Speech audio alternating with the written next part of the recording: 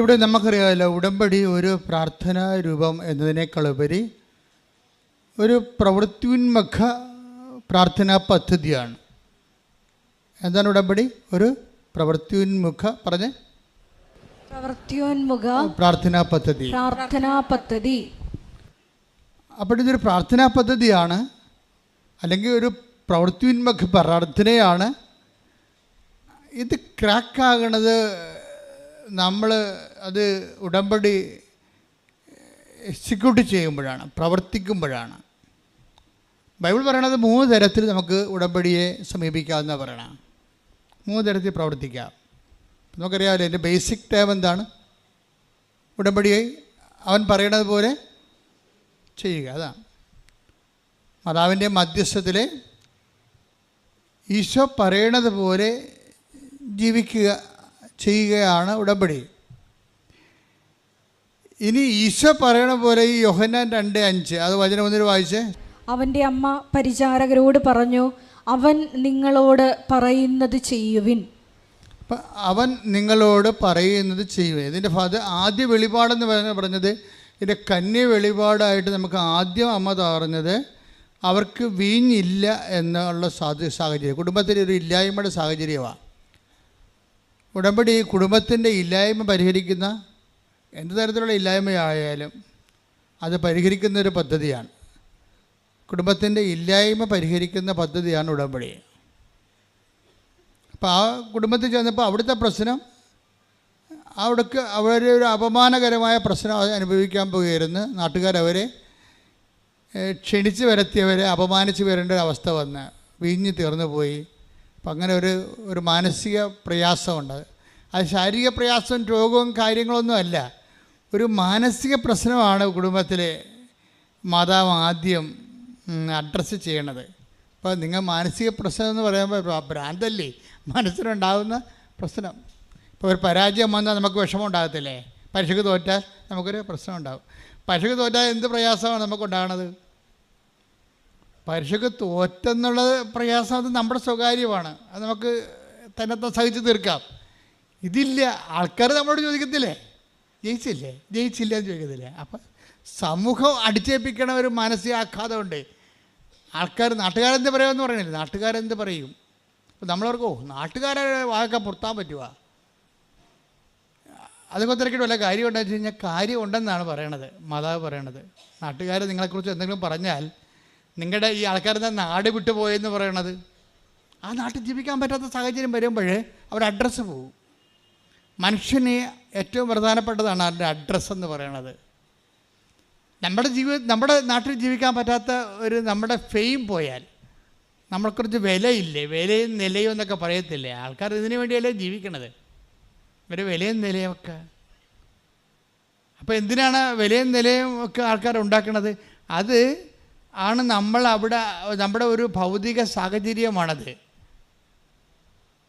നമ്മൾ മനുഷ്യരായ മാത്രം പോരാ, നമുക്കൊരു വിലയുണ്ടാകണം, പിന്നെന്താണ്, ഒരു നിലയുണ്ടാകണം. അപ്പോൾ ഇവിടെ വിലയും നിലയും പോകാൻ പോണ അവസ്ഥയാണ്. നാട്ടുകാരവരെ ഈ കനായിലെ കുടുംബത്തിൽ വീഞ്ഞു തീർന്നു പോകുമ്പോൾ അവിടെ വില പോകുന്നു, അവിടെ നില പോകുന്നു. പക്ഷേ നിൻ്റെ വിലയും നിലയും പോയാൽ അത് മനസ്സിലാക്കുന്നത് ആരായിരിക്കും? അമ്മയായിരിക്കും. അതാണ് ഉടമ്പടി. ഉടമ്പടി നിൻ്റെ നഷ്ടപ്പെട്ടു പോയ വിലയും നിലയും പരിശുദ്ധ അമ്മയിലൂടെ ദൈവം നിനക്ക് തിരിച്ചു തരാൻ പോകുന്നു. കൈയടിച്ച് ശ്രദ്ധിക്കട്ടെ.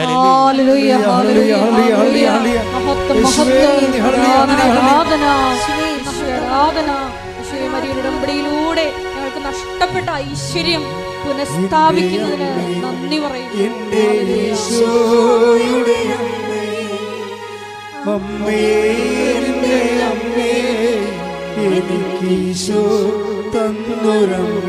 ഒരുമിച്ച് പാടുക. അമ്മേ എൻ്റെ അമ്മേ, എൻ്റെ ഈശോയുടെ അമ്മേ, അമ്മേ എൻ്റെ അമ്മേ, എനിക്ക് ഈശോ തന്നൊരമ്മേ. പരിശുദ്ധ പരമദിവ്യകാരുണ്യത്തിന് ആരാധനയും സ്തുതിയും പുകഴ്ചയും ഉണ്ടായിരിക്കട്ടെ. എന്തുമാത്രം മനുഷ്യരാണ് ഞങ്ങൾ നഷ്ടപ്പെട്ടു പോയ വിലയും ഞങ്ങൾ നഷ്ടപ്പെട്ടു പോയ നിലയും ഞങ്ങൾക്ക് അമ്മ തിരിച്ചു തന്നുവെന്ന് നമ്മുടെ സാക്ഷ്യപീഠത്തെ വന്ന് പറയണത്? എല്ലാ ദിവസവും പറയുകയല്ലേ ആൾക്കാരെ? എല്ലാ ദിവസവും ഇങ്ങനെ മാറി മാറി ആൾക്കാർ വന്ന് പറയുക, ഞങ്ങളുടെ നഷ്ടപ്പെട്ടു പോയ വില, ഞങ്ങളുടെ നഷ്ടപ്പെട്ടു പോയ നില അമ്മ ഞങ്ങൾക്ക് തിരിച്ചു തന്നു വന്നു. അപ്പം നമുക്കും പ്രത്യാശിക്കാം, നാളെയോ മറ്റന്നാളോ നിങ്ങളും നിങ്ങളുടെ വില നിലയും തിരിച്ചെടുത്തുകൊണ്ട് ദൈവം തിരിച്ചു തന്നുകൊണ്ട് നിങ്ങൾക്ക് ദൈവത്തെ സ്തുതിക്കാൻ പറ്റണം. അത് ഓർത്തുകൊണ്ട് സ്തുതിക്കട്ടെ. ഹല്ലേലൂയ, ഹല്ലേലൂയ, ഹല്ലേലൂയ, ഹല്ലേലൂയ. ആരാധന പങ്കെടുക്കുന്ന എല്ലാവർക്കും യേശുവേ സാക്ഷ്യം പറയാനിടയാക്കണമേ എന്ന് പ്രാർത്ഥിക്കുന്നു. ആരാധന, ആരാധന, ആരാധന, ആരാധന,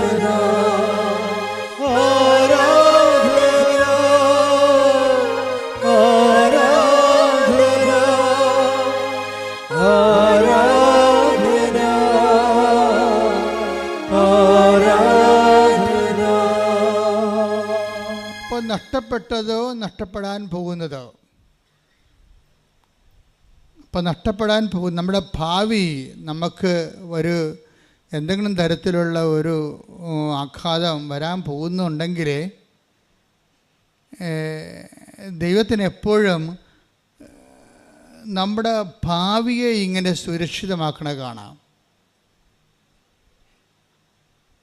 നിൻ്റെ ഭാവി, വർത്തമാനം മാത്രമല്ല, നിൻ്റെ ഭാവിയെ ദൈവം സുരക്ഷിതമാക്കും. ആ വീട്ടിലൊരു ദുരന്തം, അല്ലെങ്കിൽ അമ്മ തന്നെ ഇവിടെ പ്രത്യക്ഷപ്പെട്ടപ്പോൾ എന്താ പറഞ്ഞത്? ദുരന്തം ഉണ്ടാകാൻ പോകുന്നു എന്നാണ്. ഇപ്പം ഭാവിയിൽ സംഭവിക്കാൻ പോണ കാര്യങ്ങളാണ്. അത് വ്യക്തിയായാലും ശരി, രാജ്യമായാലും ശരി, ഇനി ഭൂലോകം ആസകരമായാലും ശരി, വരാൻ പോകുന്ന ദുരന്തത്തെ പ്രതിരോധിക്കാൻ കൂടി ദൈവം അമ്മയ്ക്ക് ഉത്തരവാദിത്തം കൊടുത്തിട്ടുണ്ട്. അതുകൊണ്ട് നാളെ നിനക്കുണ്ടാകാൻ പോകുന്ന ദുരന്തങ്ങളെ, ദുഃഖങ്ങളെ അമ്മ ഇന്ന് പരിഹരിക്കുന്നതിൻ്റെ പേരാണ് ഉടമ്പടി. സ്തുതിക്കട്ടെ. ഹല്ലേലൂയ, ഹല്ലേലൂയ, ഹല്ലേലൂയ, ആരാധന, ഹല്ലേലൂയ, ഹല്ലേലൂയ. ഉടമ്പടി പ്രാർത്ഥനയിൽ അമ്മ ഉടനടി പരിഹാരമേകും. ഉടമ്പടി പ്രാർത്ഥനയിൽ അമ്മ ഉടനടി പരിഹാരമേകും. അവൻ പറയുന്നതും ചെയ്തിടും. ജീവിതം ധന്യമാക്കി അവൻ പറയുന്നതും ചെയ്തിടും. ജീവിതം ധന്യമാക്കി. അതാണ് ഉടമ്പടിയുടെ ഒരു മർമ്മം എന്ന് പറഞ്ഞാൽ. അതാണ് എന്താണ്? അവൻ പറയുന്നത് പോലെ സ്വരത്തിൽ പറഞ്ഞേ ചെയ്യുവിൻ. ഇത് പുതിയ തലമുറയ്ക്ക് എന്നാ പറ്റി? പണ്ടൊക്കെ ആൾക്കാർ എന്തൊരു ഇടിമുഴക്കം പോലെ ആയിരിക്കും പറയണത്. ഞാൻ ചോദിക്കുന്നതൊക്കെ മറുപടി പറയുമായിരുന്നു. ഇപ്പോഴത്തെ ആൾക്കാർ ഞാൻ ചോദിക്കുന്ന ഉടമ്പടിയെക്കുറിച്ചുള്ള സാക്ഷരത നിങ്ങൾക്ക് കുറവാണ്. രണ്ട് കാര്യങ്ങൾ നിങ്ങൾ ചെയ്യണം. ഒന്ന്, പഴയ അച്ഛൻ്റെ ടോക്കുകളെല്ലാം കേൾക്കണം. കാര്യം ഉടമ്പടിയുടെ ബേസിക് റെവലേഷൻസ് എല്ലാം പഴയ ധ്യാനത്തിലാണ് കിടക്കണത്. ഇതിപ്പോഴുള്ള എല്ലാം അപ്ഡേഷൻസ് അല്ലേ? ബേസിക് കഴിഞ്ഞിട്ട് പിന്നീടുള്ള അപ്ഡേഷൻസാണ് ഇപ്പോൾ വരണത്. ഇപ്പോഴുള്ള അപ്ഡേഷൻസിൻ്റെ ഗുണമെന്ന് പറയുന്നത് മേജർ പ്രോബ്ലംസ് ക്രാക്ക് ചെയ്യാൻ ഇപ്പോഴത്തെ പ്രിൻസിപ്പിൾസാണ് നല്ലത്. പക്ഷേ ബേസിക് പ്രോബ്ലംസ് ക്രാക്ക് ചെയ്യുന്നതിന് പഴയത് കേൾക്കണം, പഴയ ഉടമ്പടി കേൾക്കണം. അതിനകത്ത് ഓരോ വിഷയങ്ങളെക്കുറിച്ചും അത് വെളിപാടിൻ്റെ ആദ്യകാലമായത് കാരണം ഭയങ്കര പവർഫുള്ളായിരുന്നു ആ കാലങ്ങളിൽ. ഇന്ന് ആൾക്കാർ അതെല്ലാം അനുഷ്ഠിച്ച് അനുഭവം പ്രാപിച്ചെല്ലാം ആവേശിച്ചവരെ സാക്ഷ്യം പറയുന്നൊരു കാലമാണ്. അപ്പം നിങ്ങൾ പഴയതും പുതിയതും കേൾക്കണം. അപ്പോൾ മാത്രമേ നിങ്ങൾക്ക് ഇതിൻ്റെ അത് കാര്യം എപ്പോഴും ഇപ്പോൾ പുതിയൊരു കാര്യം ഇപ്പം ഞാൻ നിങ്ങളോട് പറയാം. നമുക്ക് ഇപ്പം അവൻ പറയണ പോലെ ചെയ്യുകയാണ് ഉടമ്പടി അല്ലേ? നമുക്ക് 3 തരത്തിൽ ചെയ്യാവുന്നതാണ്. രാവിലെ അമ്മ പറഞ്ഞത് ഈ ഉടമ്പടി ധ്യാനത്തിൻ്റെ പ്രശ്നം ഇന്നലെ രാത്രി വരെ എൻ്റെ അലച്ചിലാണ്. അടുത്ത പ്രാവശ്യം എന്തായിരിക്കും അമ്മ പറയണത്? ഞാനെപ്പോഴും ജപമാല ചൊല്ലുമ്പോഴും വെറുതെ ഇരിക്കുമ്പോഴൊക്കെ ഉടമ്പടി ധ്യാനത്തെക്കുറിച്ചായിരിക്കും ചിന്തിക്കുന്നത്, പ്രാർത്ഥിക്കുന്നതും ആലോചിക്കുന്നതും. കുർബാന അർപ്പിക്കുമ്പോഴും എൻ്റെ മനസ്സിൽ ഉടമ്പടി ധ്യാനം ഉണ്ടാവും. കുർബാന അർപ്പിക്കുമ്പോഴും അവിടെ അച്ഛന്മാർ കുർബാന ചൊല്ലിക്കണമെങ്കിൽ ഞാൻ കുർബാന കൂടുമ്പോഴും എൻ്റെ മനസ്സിൽ ഞാൻ ഇപ്പം ക്രിസ്തുവിലൂടെ എന്നൊക്കെ പറഞ്ഞപ്പോൾ ഇന്ന് ഞാൻ പറഞ്ഞു അപ്പം ഈ കുർബാനയുടെ ഏറ്റവും ബെസ്റ്റ് ടൈമിലൊന്നാണ് ദൈവമേ ക്രിസ്തുവിൽ തന്നെ അങ്ങേക്ക് എന്ന് പറഞ്ഞ് കുർബാന പിതാവായ ദൈവത്തിന് അർപ്പിക്കുന്ന സമയത്ത് അപ്പായെ വിളിച്ച് പ്രാർത്ഥിക്കാനാണ് സഭ പറയണത്. അപ്പായെ വിളിച്ച് സഭ പ്രാർത്ഥിക്കണം അപ്പോഴാണ്. അതിനുശേഷമാണ് പിന്നീട് സ്വർഗസ്ഥനായ പിതാവേ എന്ന് സഭ പ്രാർത്ഥിക്കുന്നത്. മനോഹരമായൊരു സമയമാണത്, ഒരു വല്ലാത്ത സമയം. ഇപ്പം അപ്പായുടെയൊക്കെ ക്രിസ്തുവിനെ സഭയ്ക്ക് കാഴ്ചവെക്കാനുള്ള ഏറ്റവും വലിയ കാഴ്ച, അതിനേക്കാൾ വലിയൊരു കാഴ്ച ഇനി ഒരു കാലത്തും സഭയ്ക്ക് അപ്പായ്ക്ക് കൊടുക്കാനുണ്ടാകത്തില്ല. എന്താണ്? അപ്പത്തിൻ്റെ വീഞ്ഞിൻ്റെ രൂപത്തിൽ സാന്നിധ്യം നൽകുന്ന ക്രിസ്തുവിനെ തന്നെ താങ്ക്സ് ഗിവിംഗ് ആയിട്ട്, യുക്രിസ്റ്റായിട്ട്, നന്ദിയായിട്ട്, സ്വത്രബലിയായിട്ട് അപ്പായ്ക്ക് സമർപ്പിക്കാം. അയ്യോ, അതിനുശേഷമാണ് സഭ അപ്പായുടെ പ്രാർത്ഥന പ്രാർത്ഥിക്കുന്നത്. സ്വർഗസ്ഥനായ ഞങ്ങളുടെ പിതാവേ, കുർബാനയുടെ അംശങ്ങൾ നമ്മൾ അറിയണമെങ്കിൽ എപ്പോഴും കുർബാനയെക്കുറിച്ച് നമ്മൾ ധ്യാനിച്ചുകൊണ്ടിരിക്കും. അത്രയ്ക്ക് മനോഹരം തന്നെയല്ല, അത്രയ്ക്ക് ഈടുള്ള അഭിഷേകം. എല്ലാ പ്രാർത്ഥനയ്ക്കും അഭിഷേകം ഉണ്ടെങ്കിലും കുർബാനയുടെ അഭിഷേകം എന്ന് പറയുന്നത് നമുക്ക് അതിന് ദൈവം ഇനി ഒരിക്കലും കുർബാനയ്ക്ക് പകരം വേറെ ഒന്നും ചെയ്യത്തില്ല. അത്രയ്ക്ക് എല്ലാ മേഖലകളിലും അത് അഭിഷേകമാണ്.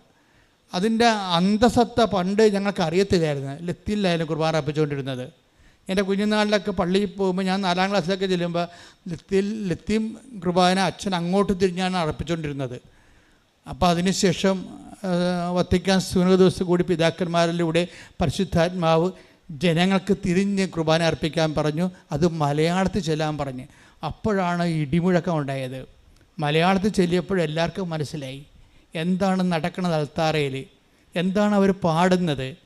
കർത്താവെ കനിയണമേ എന്ന് പറഞ്ഞ് പറയുമ്പോൾ നമ്മുടെ ഉള്ളിലെ കർത്താവിൻ്റെ കനിവിങ്ങനെ നിറവായി വരും.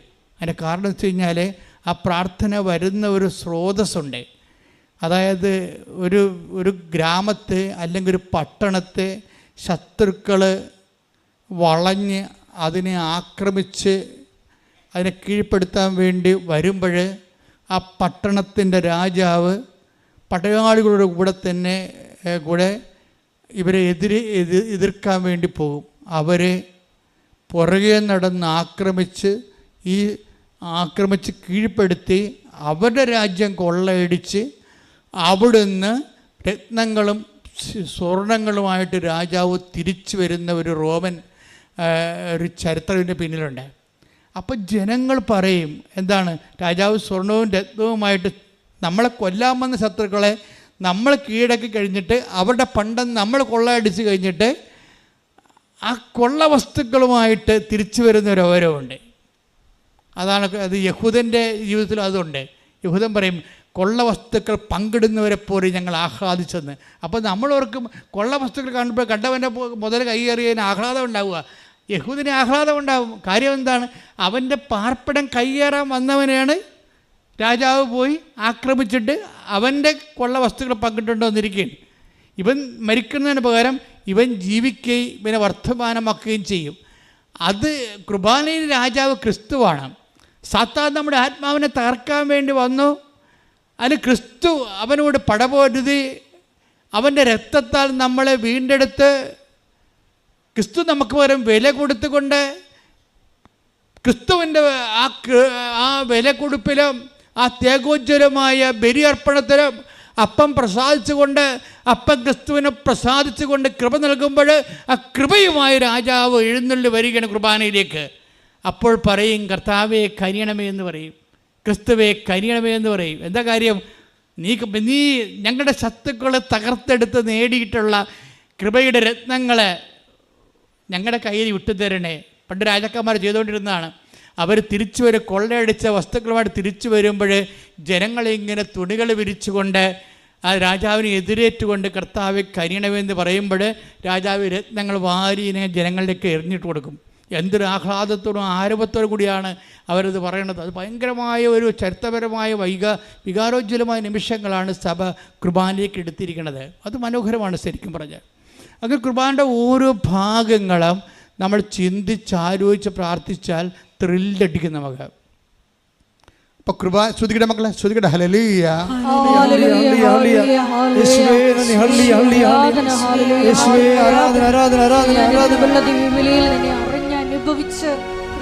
പങ്കെടുക്കുവാനുള്ള വലിയ കൃപ ഞങ്ങൾക്ക് ഒരുമിച്ച് പാടാം. ശ്രുതികട ഹല്ലേലൂയ.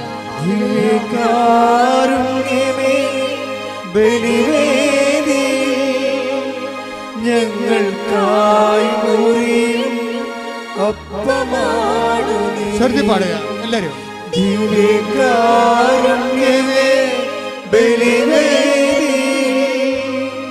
ഞങ്ങൾക്കായി മുറിയും അപ്പമാണു നീ, ജീവൻ സമൃദ്ധമായി ഉണ്ടാകുവാൻ നീ മുറിക്കപ്പെടുന്നു, ജീവൻ സമൃദ്ധമായി ഉണ്ടാകുവാൻ നീ മുറിക്കപ്പെടുന്നു.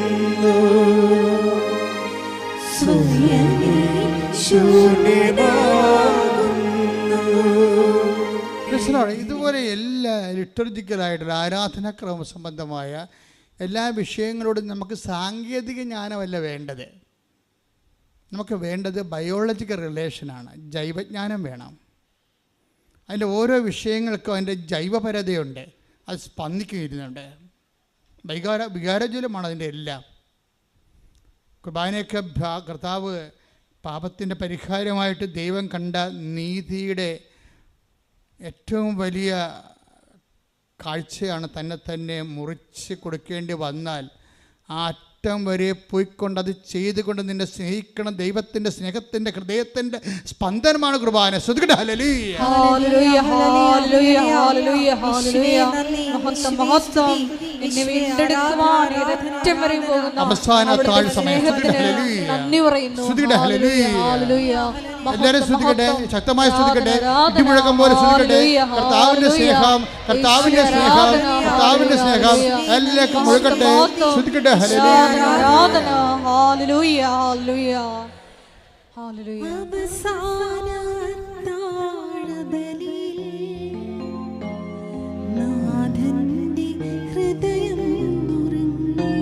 ഒരുമിച്ച് പാടുക. അവസാന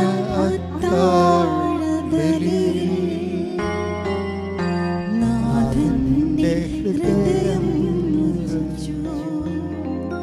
തിരിയാതെ പേരിൽ വസിക്കാനീശോ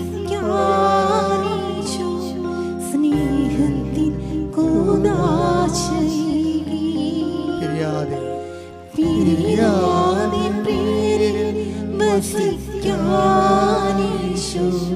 സ്നേഹത്തിൻ കൂദാശയായി. അവസാന അത്താഴബലിയിൽ നാഥന്റെ ഹൃദയം ജ്വലിച്ചു. പ്രിയാതെ പ്രിയരിൽ വസിക്കാനീശോ സ്നേഹത്തിൻ കൂദാശയായി. എന്തോ ഒരു ഹൃദയമാണെന്ന് നോക്കേ. പിരിയാതെ പ്രിയരിൽ വസിക്കാൻ ഈശോ സ്നേഹത്തിൻ കൂദാശയായി. കൂദാശ തന്നെ രൂപപ്പെട്ടതിൻ്റെ ഉദ്ദേശം നമ്മളെ വിട്ടുപിരിഞ്ഞു പോകാതിരിക്കാനുള്ള ദൈവത്തിൻ്റെ അഗമ്യമായ സ്നേഹത്തിൻ്റെ ആഗ്രഹമാണ്. അതുകൊണ്ട് തന്നെ കുർബാന കൂടണമെന്ന് പറയുമ്പോൾ കർത്താവിൻ്റെ സ്നേഹത്തിൽ നമ്മൾ ഐക്യപ്പെടുകയാണ് ചെയ്യണത്. ശ്രുതികട ഹല്ലേലൂയ. ഹല്ലേലൂയ ഹല്ലേലൂയ ഹല്ലേലൂയ. മഹത്വം മഹത്വം. ആരാധന ആരാധന. ഹല്ലേലൂയ ഹല്ലേലൂയ. മഹത്വം മഹത്വം. ആരാധന ആരാധന. ഹല്ലേലൂയ. ഞങ്ങൾ കുർബാന അഭിഷേകം നൽകണമേ. കുർബാന പോലും ശരിക്കും പരിശുദ്ധ കുർബാന പോലും എന്താണ്? കവനൻ്റാണ്, ഉടമ്പടിയാണ്. ഉടമ്പടി ഒരു പെർഫെക്റ്റ് ആൻഡ് പവർഫുൾ ഫോർമുലയാണ്. നിങ്ങളത് എങ്ങനെ അനുഷ്ഠിക്കുന്നു എന്ന് കാണാം. ഇപ്പോൾ കുർബാന തന്നെ എത്രയോ പേര് അനുഷ്ഠിക്കുന്ന വ്യത്യസ്തമായ അനുഭവങ്ങളല്ലേ. അതാണ് അച്ഛൻ ആദ്യമേ പറഞ്ഞത്. നിങ്ങളുടെ അറിവിന് ആനുപാതികമായിരിക്കും നിങ്ങളുടെ അനുഭവം. അറിവിന് ആനുപാതികമായിരിക്കും. ഉടമ്പടിയും അങ്ങനെ തന്നെയാണ്. ഉടമ്പടിയിൽ നിങ്ങൾക്ക് എന്ത് അറിവുണ്ട് അതനുസരിച്ച് അത് കണക്കാകത്തുള്ളൂ. ഉടമ്പടിയെക്കുറിച്ച് നിങ്ങൾക്ക് അറിവില്ല, നിങ്ങൾ ഉടമ്പടി ധ്യാനം കൂടുന്നില്ല. 2 കൊല്ലമായിട്ട് ഉടമ്പടി ധ്യാനം കൂടാത്ത ആൾക്കാരൊക്കെ അച്ഛനെ കാണാൻ വേണ്ടി ചീട്ടും കൊണ്ടുവരും. ഇന്നലെ ഒരു ചേട്ടൻ വന്നിരുന്നു. അപ്പോൾ ഞാൻ ചോദിച്ചു, ഇത് തൻ്റെ ഉടമ്പടി അല്ലല്ലോ എന്ന് പറഞ്ഞു. അല്ല, ഭാര്യയുടേതാണ്. പിന്നെ അതാ സംഭവം. അയാളുടെ മുഖത്തിൽ നോക്കുമ്പോൾ അറിയാം അയാൾക്ക് ഉടമ്പടിയായിട്ട് ബന്ധമില്ലെന്ന്. ഒന്നും ചെയ്തില്ല. കാര്യം എന്താ, അവിടെ കുടുംബമല്ലേ ഉടമ്പടി, ഭാര്യയല്ലേ ഉടമ്പടി എടുത്തിരിക്കണത്. അപ്പോൾ ഭർത്താവിന് അവകാശമുണ്ട്. പക്ഷെ അങ്ങനെ ഒരു അവകാശം പോരാ. അതൊരു സാങ്കേതികമായ അവകാശമാണ്. നിങ്ങൾക്കൊരു ബയോളജിക്കൽ റിലേഷൻ വേണം ഉടമ്പടിയുമായിട്ട്. ഇപ്പം ത്രേസിക്കുട്ടിയെന്ന് പറഞ്ഞൊരു മോള് സാക്ഷ്യം പറഞ്ഞ്, അവിടെ വീട്ടിൽ എല്ലാവരും ഉടമ്പടി എടുത്തിട്ടുണ്ട്. ത്രേസിക്കുട്ടിയുടെ വിഷയം കുറച്ചുകൂടി സീരിയസ് ആയത് കാരണം അവർക്ക് എല്ലാവർക്കും തന്നെ ഉടമ്പടി എടുക്കാനുള്ള അഭിഷേകം കിട്ടിയ കാരണം എല്ലാവരും ഉടമ്പടി എടുത്തു. ഭർത്താവിന് ഉടമ്പടി എടുത്തില്ലെങ്കിൽ വൈഫ് ചോദിക്കണം, എടോ താൻ എന്താണ് കർത്താവിനോട് പറഞ്ഞത്, അമ്മയോട് മധ്യസ്ഥ നിർത്തിക്കൊണ്ട് താൻ എന്തൊക്കെയാണ് ഏറ്റത് എന്ന് ചോദിക്കണം. അങ്ങോട്ടും ഇങ്ങോട്ടും ചോദിച്ചിട്ട് അത് മനസ്സിലാക്കിയിട്ട് ആ അറിവിന് ആനുപാതികമായിട്ടാണ് എല്ലാവരും ജീവിക്കണമെങ്കിൽ ഒറ്റ ഉടമ്പടിക്ക് എല്ലാവരും ഉടമ്പടി എടുത്ത പോലെയാകും. അതാണ് ഏറ്റവും മാതൃകാപരമായ സംഭവം. ഞാൻ പറഞ്ഞു, ഒരു വീട്ടിൽ ഒരു കാശ് രൂപ മതി ശരിക്കും പറഞ്ഞാൽ. പിന്നെ ബാക്കിയുടെ അച്ഛൻ കാണാൻ വരുമ്പോൾ കാശ് രൂപ വേറെ കൊടുക്കുന്നുണ്ട്, ഞാൻ തന്നെ കൊടുക്കുന്നുണ്ട് കാണാൻ വരുമ്പോൾ, ഇല്ലേ? ഇപ്പം അത് രണ്ട് കാശ് രൂപ നമുക്ക് കിട്ടണത്. നിങ്ങൾ അതായത് ഇവിടെ വെഞ്ചരിച്ച് വെച്ചിരിക്കണ, ഇവിടെ അകത്ത് നമ്മുടെ സ്റ്റോളിൽ കിടക്കണ എല്ലാം വെഞ്ചരിച്ച് വെച്ചതാണ്. ഉടമ്പടിയിൽ അച്ഛൻ ആൾക്കാരെ വരുമ്പോൾ ഞാൻ ആ പെർട്ടിക്കുലർ സബ്ജക്റ്റ് ഫോക്കസ് ചെയ്തുകൊണ്ട് സ്പെഷ്യലായിട്ട് അത് ബ്ലെസ് ചെയ്യും. ഉടമ്പടി കാശുരൂപം എന്ന് പറയണത് സർവസ്പർശിയായിട്ട് ദൈവത്തിൻ്റെ പ്രമാണമായിട്ട് നീ ഉടമ്പടി എടുത്ത ബന്ധമാണത്. അത് ആക്ടിവേറ്റ് ചെയ്യണത് വിശ്വാസ പ്രമാണത്തിലാണ് ആക്ടിവേറ്റ് ചെയ്യണത്. അത് ഏത് കാലത്തും അത് വർക്കൗട്ട് ചെയ്യും. അതുകൊണ്ടാണ് ഉടമ്പടി കാശുരൂപം മിസ്സാകരുത്, ട്രാൻസ്ഫർ ചെയ്യരുതെന്ന് പറയും. കാര്യം ട്രാൻസ്ഫർ ചെയ്യാൻ മറ്റവർക്ക് അർഹതയില്ല. നിൻ്റെ മകളാണ്, അവർ യാത്രയാണ്, ഉടമ്പടി കാശിന് നീ കൊടുക്കരുത്. കാരണം അവൾക്കത് ഉടമ്പടി എടുത്തിട്ടില്ലെങ്കിൽ അത് പിടിക്കാനുള്ള അർഹത അവൾക്കില്ല. അതതിൻ്റെ സംഭവം. പിന്നെ ഉടമ്പടി കാശിന് നിങ്ങൾക്ക് നഷ്ടപ്പെട്ടു പോയാൽ, ഇൻ കേസ് ചിലർക്ക് നഷ്ടപ്പെട്ടു പോരെ, അപ്പോൾ പണ്ടത് ഞങ്ങൾ അഡ്മയർ ചെയ്യുമായിരുന്നു, ഇപ്പം അത് വിശ്വസിക്കുന്നില്ല. കാര്യം നഷ്ടപ്പെട്ടു പോയാൽ നിങ്ങൾ പറയും, ഇനി നിങ്ങൾക്ക് ഉടമ്പടി കാശുമില്ല, നിങ്ങൾക്കത് കാശുമില്ലാതെ തുടരാൻ പറ്റും, പക്ഷേ കാശുരൂപ വേണമെന്നുണ്ടെങ്കിൽ വേറെ ഉടമ്പടി എടുക്കാൻ പറയും. എന്താ കാര്യം? ആ ഉടമ്പടി കാശുരൂപമാണ് ഇതിൻ്റെ അകത്ത് മെയിനായിട്ടുള്ള മർമ്മം എന്ന് പറയണത്, ഉടമ്പടി തൈലവും. അപ്പം അത് ഈ വിഷയം രണ്ടും വേറെ കിട്ടത്തില്ല. എപ്പോഴും നമ്മൾ ശ്രദ്ധിക്കണം. ഈ നേർച്ച വസ്തുക്കളൊക്കെ ഉപയോഗിക്കുമ്പോൾ ഇപ്പോൾ ഉടമ്പടി തൈലം നിനക്ക് പാസ് ചെയ്യാമലൊക്കെ പറ്റും, ആൾക്കാർക്ക് കൊടുക്കാൻ. നിനക്ക് ഉടമ്പടി എടുത്തിട്ടുള്ള വ്യക്തിയാണെങ്കിൽ നിനക്ക് ആൾക്കാർക്ക് അത് അപ്ലൈ ചെയ്യാൻ പറ്റും. കാര്യം നീയല്ലേ ഉടമ്പടി എടുത്തിരിക്കണത്. കൊടുത്തുവിടുക എന്നൊക്കെ പറഞ്ഞു കഴിഞ്ഞാൽ അത് എന്തുമാത്രം വർക്കൗട്ട് ചെയ്യുന്ന അറിയത്തില്ല. കാര്യം ഇതെല്ലാം വർക്കൗട്ട് ചെയ്യണത് ഉടമ്പടി ബേസ്ഡിലാണ് വർക്ക് ചെയ്യണത്. നീ ദൈവം എടുത്തിട്ടുള്ള നീ ചെയ്തിട്ടുള്ള ഉടമ്പടിയിൽ നിനക്കുള്ള കപ്പാസിറ്റി, കവനൻ്റ് കപ്പാസിറ്റി ഉണ്ട്. ആ കവനൻ്റ് കപ്പാസിറ്റി ഇല്ലാത്ത ആൾക്കാരെ അതെങ്ങനെ യൂസ് ചെയ്യണമെന്ന് നമുക്കറിയത്തില്ല. അപ്പം അതുകൊണ്ട് നിനക്കിപ്പോൾ രോഗികളെ കാണാം, നിനക്ക് അപ്ലൈ ചെയ്യാം. കാരണം നീ കർത്താവിൻ്റെ ഉടമ്പടിയിലുള്ള ആളാണ്. ഉടമ്പടി ഉണ്ടെന്ന് പറഞ്ഞ സ്റ്റാറ്റസാണ് ശരിക്കും പറഞ്ഞാൽ. ക്രിസ്ത്യൻ സ്റ്റാറ്റസിലെ ഏറ്റവും പോപ്പുലർ സ്റ്റാറ്റസ് എന്ന് പറയുന്നത് ഒരു സാക്രമെൻ്റ് സ്റ്റാറ്റസിനേക്കാൾ സാക്രമെൻ്റ് സ്റ്റാറ്റസ് ഒരു പ്രത്യേക ദൈവ വിളിക്ക് വേണ്ടിയുള്ളതാണ് സാക്രമെൻ്റ് സ്റ്റാറ്റസ്. ഉടമ്പടിയിലുള്ള കവനൻ്റ് സ്റ്റാറ്റസ് ഒരു പ്രത്യേക വിളിക്കല്ല, എല്ലാ വിളിയെയും സ്പർശിക്കുന്നതാണ്, എല്ലാ സാഹചര്യങ്ങളെയും സ്പർശിക്കുന്നതാണ്, എല്ലാ സിറ്റുവേഷനിലും നീ അനുഭവിക്കുന്ന സങ്കടങ്ങളെ അഡ്രസ്സ് ചെയ്യുന്നതാണ് കവനൻ്റ് സ്റ്റാറ്റസ് എന്ന് പറയുന്നത്. അതുകൊണ്ടാണ് ആ സ്റ്റാറ്റസ് പോകാതിരിക്കാൻ വേണ്ടി 2 ആഴ്ചയിൽ ഒരിക്കൽ നീ കുമ്പസാരിക്കണം എന്നൊക്കെ പറയും. കാര്യം 2 ആഴ്ച നീ നിൻ്റെ കാരുണ്യ പ്രവൃത്തികളിലും അപ്പോസ്തല പ്രവൃത്തികളിലും നീ വളരെ ഫ്രഷ് ആയിരിക്കണമെന്ന് പറയും. അപ്പോസ്തല പ്രവർത്തനം കാരുണ്യ പ്രവൃത്തിയും ഉടമ്പടിയിൽ ഒരാളെ സ്റ്റാറ്റസ് കോ മെയിൻറ്റെയിൻ ചെയ്യണതിന് സഹായിക്കും. അവൻ്റെ ഉടമ്പടി കൃപാവരമില്ലേ, അതിൻ്റെ നിലനിൽപ്പ് സംരക്ഷിക്കുന്നതിന് സഹായിക്കുന്നതാണ് അപ്പോസ്തല പ്രവർത്തനങ്ങൾ. നമ്മളതിനെ സുവിശേഷ വേല എന്നൊക്കെ പറയും. പത്രം കൊടുക്കണില്ലേ, അത് അപ്പോസ്തല പ്രവർത്തനം. നിങ്ങൾക്ക് പ്രസംഗിക്കാൻ അറിയാൻ പാടില്ലാത്തത് കൊണ്ടാണ് 10,000 മനുഷ്യരുടെ സാക്ഷ്യങ്ങൾ നിങ്ങൾ കൈമാറുന്നത്. പ്രസംഗിക്കാൻ അറിയാൻ പാടില്ലാത്തവർക്ക് പത്രം മേടിച്ചു കൊടുക്കും നമുക്ക് പ്രസംഗിക്കാൻ അറിയത്തില്ല. പ്രസംഗിക്കണമെങ്കിലും അതേപോലെ പ്രസംഗിക്കാൻ അറിയാവുന്നവർക്ക് നല്ലതാണ്. ചിലർ പ്രസംഗിക്കുകയും ചെയ്യുന്നുണ്ട്, ചിലർ പത്രം കൊടുക്കും, പ്രസംഗിക്കുകയും ചെയ്യും, അവരോട് സംസാരിക്കുകയും ചെയ്യും. അതാണ് അപ്പോസ്തല പ്രവർത്തനം എന്ന് പറയണത്. അപ്പോസ്തല പ്രവർത്തനം നീ പത്രം കൊടുക്കുകയും സംസാരിക്കുകയും ചെയ്യണമെങ്കിൽ, ഇപ്പോൾ ഈ ത്രേസ്യക്കുട്ടിയുടെ സാക്ഷ്യം അതാണ്.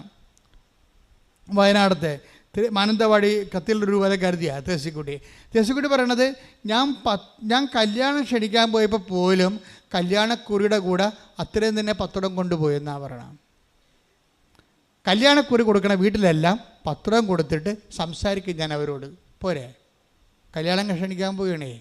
ആൾക്കാർ എന്തുമാത്രം മാറ്റമാണ് മാറണമെന്ന് നോക്കിയേ. കല്യാണക്കുറിയുടെ കൂടെ പത്രം കൊണ്ട് കൊടുക്കും. ഇതിന് പത്രം കൊടുത്തിട്ട് ഞാൻ മകളുടെ കല്യാണമല്ല പറയണത്, അത് നിങ്ങൾ വരണം തീർച്ചയായിട്ടും. പിന്നെ പറയണത് എന്താണ്? ഉടമ്പടിയെക്കുറിച്ചാണ് പറയണത്. കല്യാണം ക്ഷണിക്കാൻ പോണ അമ്മ, മകൻ്റെ കല്യാണം ക്ഷണിക്കാൻ പോകുന്ന അമ്മ ക്ഷണിക്കണ വീട്ടിൽ ഉടമ്പടിയെക്കുറിച്ചും കൃപാസനത്തെക്കുറിച്ചും മാതാവിനെക്കുറിച്ചും പറയണമെങ്കിൽ അതിൻ്റെ പേരാണ് അപ്പോസ്തല പ്രവർത്തനം എന്ന് പറയുന്നത്. ഈ അപ്പോസ്തല പ്രവർത്തനവും അതുപോലെ തന്നെ കാരുണ്യ പ്രവർത്തികളും, ഈ രണ്ട് കാര്യം സ്റ്റാറ്റസ്കോ മെയിൻറ്റെയിൻ ചെയ്താലേ, അതിൻ്റെ തൽസ്ഥിതി നിലനിർത്തിയെടുത്താലേ നിങ്ങൾ കവനൻറ്റിലാണ്. ശരിക്കും പറഞ്ഞാൽ കവനൻറ്റിലാണെന്ന് വെച്ച് കഴിഞ്ഞാൽ ഈ നമ്മൾ തൊട്ടതെല്ലാം പൊന്നാകുമെന്ന് പറയത്തില്ലേ, അതുപോലുള്ള അനുഭവമാണ്. കാര്യം ഉടമ്പടിക്കൊരു പ്രശ്നം വെച്ച് കഴിഞ്ഞാൽ, ഉടമ്പടിയിൽ ദൈവം നിങ്ങളതിൻ്റെ ഫോർമുല കറക്റ്റ് ചെയ്താൽ പിന്നെ ഓട്ടോമാറ്റിക്കായിട്ട് ഗ്രേസ് നിങ്ങൾ ആഗ്രഹിക്കുന്ന മേഖലയെല്ലാം കൃപ ഒഴുകിക്കൊണ്ടിരിക്കും. കാര്യം എന്താണ്? ദൈവം വിശ്വസ്തനും സത്യസന്ധനുമായതുകൊണ്ട് നിങ്ങൾ സത്യത്തിലാണ് അത് ചെയ്യണമെന്നുണ്ടെങ്കിൽ നിങ്ങളെ ഫ്രോഡ് കളിക്കരുത്. കാര്യം നിങ്ങൾ ഫ്രോഡ് കളിക്കുന്നത് വെച്ചാൽ 90 ദിവസം വരെ ഒരു അഡ്ജസ്റ്റ്മെൻറ്റിൽ പോകാം. 90 ദിവസം കഴിയുമ്പോൾ വല്ല പഴയ അവസ്ഥയിലേക്ക് പിരിയാവുന്നൊക്കെ പറഞ്ഞുകൊണ്ടാണ് നിങ്ങൾ ഉടമ്പടി എടുക്കണമെങ്കിൽ ദൈവത്തിന് അറിയാമല്ലോ, ഇത് ചുമ്മാ കാര്യം കാണാൻ വേണ്ടി വയറ്റിപ്പഴപ്പിന് വേണ്ടി ചുമ്മാ ഉടുത്ത് കെട്ടി പണ്ടാരെ ഇറങ്ങിയിരിക്കണം എന്നറിയാമല്ലോ ദൈവത്തിന്. അതുകൊണ്ട് വർക്കൗട്ട് ചെയ്യത്തില്ല. അപ്പം നിങ്ങൾ പറഞ്ഞ കർത്താവേ, ഉടമ്പടി തന്നെ ആ അരൂപിച്ച് ജീവിക്കാൻ സഹായിക്കണമെന്ന് പ്രാർത്ഥിക്കണം. പിന്നെ ഇതൊന്നും പ്രാർത്ഥിക്കുന്നതിന് മുമ്പ് വേറൊരു പ്രാർത്ഥനയുണ്ട്. എന്താണെന്നറിയാവോ? ഉടമ്പടി പെട്ടെന്ന് കത്തണമെങ്കിൽ, പെട്രോൾ കത്തണ പോലെ കത്തണമെങ്കിൽ പ്രാർത്ഥിക്കേണ്ട ഒരു പ്രാർത്ഥന ഉണ്ട്. എന്താണ്? അതൊരു വരി പ്രാർത്ഥനയേ ഉള്ളൂ. ഒരു വരി പ്രാർത്ഥന ഉണ്ടെങ്കിൽ ഉടമ്പടി പെട്രോൾ പോലെ കത്തും. എന്ത് പ്രാർത്ഥനയാണത്?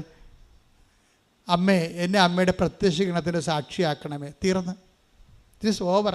എല്ലാം അതിനകത്തുണ്ട്. ഒറ്റ പ്രാർത്ഥന. ഞാനിവിടെയൊക്കെ പറയുമ്പോൾ ഞാൻ പറഞ്ഞു, നീ ഓപ്പറേഷൻ്റെ സമയത്ത് അല്ലെങ്കിൽ നീ പ്രസവിച്ചുകൊണ്ട് ഇരിക്കുന്ന സമയത്ത് എനിക്ക് പേറ്റുന്നോ വന്നുകൊണ്ടിരിക്കുകയാണ്. അപ്പോഴും നീ വാരത്തൊഴിച്ചു, അമ്മേ എന്നെ പ്രത്യക്ഷീകരണത്തിൻ്റെ സാക്ഷിയാക്കണമേ. തീർന്ന്. പ്രത്യക്ഷീകരണ പ്രാർത്ഥനയുടെ കൺസൈസ് രൂപമാണ്. അതിലിങ്ങനെ നമ്മൾ അതിൻ്റെ എന്താണ് കാച്ചി കുറുക്കി അതിൻ്റെ സത്ത് കടഞ്ഞെടുത്തിട്ട് എടുക്കുന്ന സംഭവമാണ് ക്യാപ്സ്യൂള്. എന്താണ്? ഒരു ക്യാപ്സ്യൂൾ പ്രെയറാണ്. കവനൻ്റെ ക്യാപ്സ്യൂൾ പ്രെയർ എന്താണ്? പറഞ്ഞേ, അമ്മേ എന്നെ അമ്മയുടെ പ്രത്യക്ഷീകരണത്തിന്റെ സാക്ഷിയാക്കണമേ. ഇതൊരു 10 പ്രാവശ്യം നിനക്കൊരു ദിവസം പറയാൻ ഇടയായി കഴിഞ്ഞാൽ നീ നിന്റെ കവനൻറ്റിലെ ബയോളജിക്കൽ റിലേഷൻ കീപ്പ് ചെയ്യാൻ പറ്റും. സാങ്കേതിക ജ്ഞാനമല്ല, സാങ്കേതിക റിലേഷൻ, ടെക്നിക്കൽ റിലേഷനുണ്ട്. പല ആൾക്കാർക്കും ഉടമ്പടിയുമായിട്ടുള്ള ടെക്നിക്കൽ റിലേഷനാണ്. ടെക്നിക്കൽ റിലേഷനിൽ അതിൻ്റെ ഒരു വരണ്ട കാലാവസ്ഥയിലാണ് ഈ സാധനം വർക്കൗട്ട് ചെയ്യണത്. ഇപ്പം തെങ്ങ് നോക്കിക്കഴിഞ്ഞാൽ തെങ്ങ് നോക്കുമ്പോൾ തേങ്ങ ഉണ്ടെന്ന് പറയാൻ പറ്റും. എത്ര വെള്ളക്കാ പൊട്ടിയതായിരിക്കും? 50 വെള്ളക്കാ പൊട്ടി. എത്ര തേങ്ങയുണ്ട്? 4 തേങ്ങയുണ്ട്. പോരെ? അതാണ് പ്രശ്നം. തേങ്ങ ഉണ്ടെന്ന് പറഞ്ഞിട്ട് കാര്യമില്ല. സാങ്കേതികമാണ്. ഭൂമിയിൽ ഇങ്ങനെ ആ സംഭവം, ആ തെങ്ങെന്ന് പറഞ്ഞ സാധനം ഭൂമിയിൽ ഉറച്ച് നിൽക്കണ കാരണം 4 തേങ്ങയുണ്ട്. പക്ഷേ വെള്ളക്കാത്തിലൂടെ പൊട്ടിയിരിക്കണത് 50 വെള്ളക്കാ പൊട്ടിയിട്ടാണ് 4 തേങ്ങയുള്ളത്. ഒന്നുമില്ലെങ്കിൽ ഒരു 10-20 തേങ്ങ പിടിക്കേണ്ടതാണത്. നല്ല വിളക്കൂറുള്ള മണ്ണിലാണ് ആ തെങ്ങ് നിൽക്കണമെന്നുണ്ടെങ്കിൽ, ഇത്തിരി വെള്ളമൊക്കെ ആവശ്യത്തിനുണ്ടെങ്കിൽ ഒരു 10-20 തേങ്ങ കിട്ടേണ്ട സംഭവത്തിൽ 4 തേങ്ങയാണ്. എന്തുകൊണ്ടാണ് ഈ ഉടമ്പടി ഈ വ്യത്യാസം വന്നത്? എല്ലാവരും എടുത്തിരിക്കുന്ന ഉടമ്പടിയാണ്. ചിലത് 4 തേങ്ങ, ചിലത് 8 തേങ്ങ, ചിലത് 12 തേങ്ങ, ഇങ്ങനെ കിടക്കണത്. ഈ വ്യത്യാസം വരാൻ കാരണം എന്താണ്? അതിൻ്റെ കാരണം ചെയ്വനയുടെ രീതികളാണ്. ബൈബിളിൽ 3 തരം ചെയ്വനയുണ്ട്. ചെയ്വനെന്ന് പറഞ്ഞാൽ എന്താണ്? ചെയ്യുന്ന രീതികൾ. അവൻ പറയണ പോലെ ചെയ്യണതാണല്ലോ ഉടമ്പടി. പക്ഷെ അവൻ പറയണ പോലെ എല്ലാവരും ചെയ്യണില്ല. ചിലർ ചെയ്യണം. ഇപ്പോൾ ബൈബിളിൽ 3 തരം ചെയ്ത്താണ് ഉള്ളത്. ഒരു ചെയ്ത്ത് എന്താണ്? ഒരു ചെയ്തെന്ന് പറയണത് മത്തായിയുടെ സുവിശേഷം 25:18 ഒരു ചെയ്ത്തുള്ളത്. അതെന്ത് ചെയ്ത്താണത്? അവന് കിട്ടിയ നാണയം, താലന്ത് അവൻ കൊണ്ട് കുഴിച്ചിട്ടിട്ട് വെറുതെ ഇരിക്കും. ചില ഉടമ്പടി എടുത്ത് വെറുതെ ഇരിക്കുന്ന ആൾക്കാരില്ലേ? അതാ സംഭവം. അത് വായിച്ചതെന്ന് വെച്ചാൽ ഒന്ന് മത്തായിയുടെ സുവിശേഷം എടുത്തേ. മത്തായി 25:18. എന്നാൽ ഒരു താലന്ത് ലഭിച്ചവൻ പോയി നിലം കുഴിച്ച് യജമാനന്റെ പണം മറച്ചു വെച്ചു. അതാണ് അവൻ. അപ്പം അതിന് മൊത്തം വായിച്ചാൽ എനിക്ക് മനസ്സിലാകത്തുള്ളത്. മൊത്തം ഒന്ന് വായിച്ചത് മത്തായി ശ്രീകാട് സുവിശേഷം 25:14 മുതലുള്ള ഒരുവൻ യാത്ര പുറപ്പെടുന്നതിന് മുമ്പ് പറഞ്ഞേ. ഒരുവൻ യാത്ര പുറപ്പെടുന്നതിന് മുമ്പ് ഭൃത്യന്മാരെ വിളിച്ച് തന്റെ സമ്പത്ത് അവരെ ഭരമേൽപ്പിച്ചതുപോലെയാണ് സ്വർഗരാജ്യം. അവൻ ഓരോരുത്തന്റെയും കഴിവനുസരിച്ച് ഒരുവന് 5 താലന്തും മറ്റൊരുവന് 2 വേറൊരുവന് 1 കൊടുത്ത ശേഷം യാത്ര പുറപ്പെട്ടു. 5 താലന്ത് ലഭിച്ചവൻ ഉടനെ പോയി വ്യാപാരം ചെയ്ത് 5 താലന്ത് കൂടി സമ്പാദിച്ചു. 2 താലന്ത് കിട്ടിയവനും 2 കൂടി നേടി. എന്നാൽ 1 താലന്ത് ലഭിച്ചവൻ പോയി നിലം കുഴിച്ച് യജമാനന്റെ പണം മറച്ചു വെച്ചു. അപ്പൊ ഇങ്ങനെ ഒരു രീതിയുണ്ട്. ഉടമ്പടി എടുക്കാം, പക്ഷെ ഉടമ്പടി മറച്ചു വെക്കും ആൾക്കാർ. വീട്ടുകാർ പോലും അറിയത്തില്ല ഒരു ഉടമ്പടി എടുത്തതാണെന്ന്. നമ്മൾ ഉടമ്പടി എടുക്കും, പക്ഷേ വീട്ടുകാർക്ക് പോലും അറിയാൻ പറ്റത്തില്ല ഉടമ്പടി എടുത്താണോ ഇല്ല എന്ന്. കാര്യം വീട്ടുകാർ ഉടമ്പടി എടുത്തതാണെന്ന് അറിഞ്ഞു കഴിഞ്ഞാൽ ഇവൻ അളിയൻ വരുമ്പോൾ വല്ല വീശിക വല്ലതും ചെയ്ത വീട്ടുകാരെ പിടിക്കുക. ഇടാ നീ ഉടമ്പടി എടുത്തതല്ലേ, എന്തിനാണ് പോക്കൃത്തരം കാണിക്കണമെന്ന് ചോദിക്കും. അതുകൊണ്ട് പറ്റിപ്പുകാർ ഉടമ്പടി പുറത്ത് പറയത്തില്ല, മറച്ചു വെക്കും. അതാണ് 25:18. 1 താലന്ത് ലഭിച്ചവ വന്നിട്ട് അത് മറച്ചു വെച്ചു. ഉടമ്പടി മറ്റുള്ളവരെ അറിയാതെ ജീവിക്കണ കുറേ ആൾക്കാരുണ്ട്. അതാണ് മറച്ചു വെപ്പുകാരെന്ന് പറയുന്നത്. നിങ്ങൾ അങ്ങനെയാണെന്ന് ചിന്തിക്കണം കേട്ടോ, പണി കിട്ടേ. ഉടമ്പടി എടുത്തിട്ട് മറച്ചു വെക്കുക.